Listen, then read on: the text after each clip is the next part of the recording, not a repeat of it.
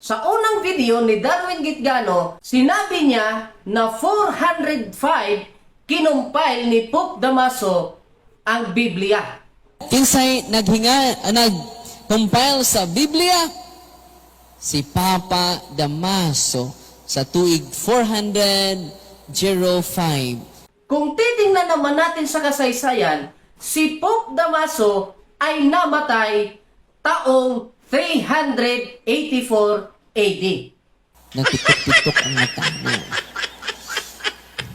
At sa isang video na naman ni Darwin Gitgano, sinabi na naman niya na kinumpile daw ni Pope Damaso yung Biblia noong 3rd century. Sino po ba ang nag-compile nito? Dahil ang mga scriptures ay hiwa-hiwalay po yan. Hindi pa yan buo. Sino ba ang bumuo nito at nag-gather nito? Sa taong 3rd century, mga kapuntos, sa pamagitan ni Pope Damaso.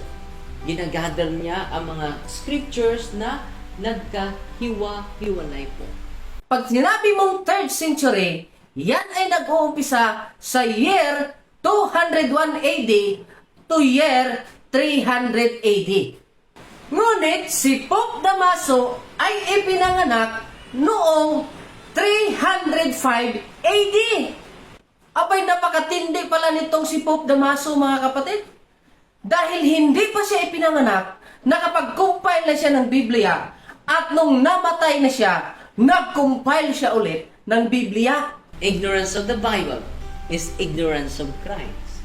O ayan, tinamaan siya ng kanyang sariling kasabihan na ignorance of the Bible is ignorance of Christ.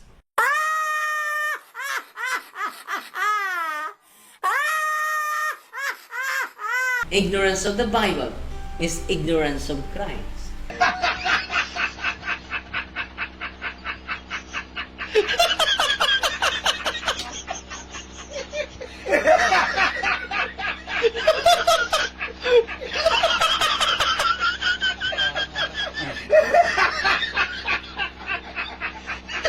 Ang unang satupang nag-declare nito, si Papa Damaso. It was declared officially in the year 405. So susundan ko po yung sagot mo Padre Sabi mo, 405 official po nag-declare si Pope Damaso. Tama? Okay, ngayon, tanong. Kailan po ba namatay si Pope Damaso?